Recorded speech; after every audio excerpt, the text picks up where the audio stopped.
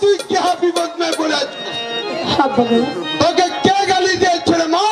তোকে কে গালি দিয়েছে? বল আমার সাথে বল। আমি যে বড় বিপদে পড়ে গেছি। বল কি বিপদ তোর মা?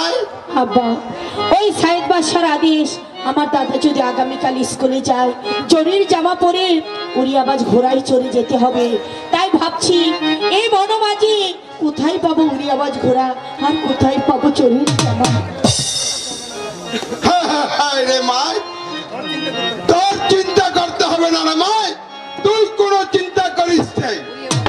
উড়িয়াবাজ ঘোড়া আর চরির জামা আমার কাছে আছে রে মা, আমার কাছে আছে।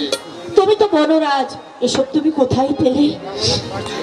তাহলে আমার বাদ ছিনিয়ে আনে রে মা, আমার বাদ ছিনিয়ে আনে। একদিন আমি একাব্বর বাদশা কি রে মাইজি, একাব্বর বাদশার কথা শুনে তুই চমকে উঠলি কেন রে মা? একাব্বর বাদশা কি তোকে গালি দিয়েছে? না না, উনি আমার শ্বশুর।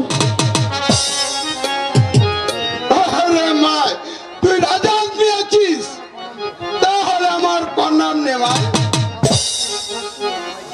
তাহলে আমার বচ্ছনি আনে। একদিন একাব্বর বাদশা এই জঙ্গল মে শিকারে ছিল, হঠাৎ ডাকাতের হাতে পড়ে।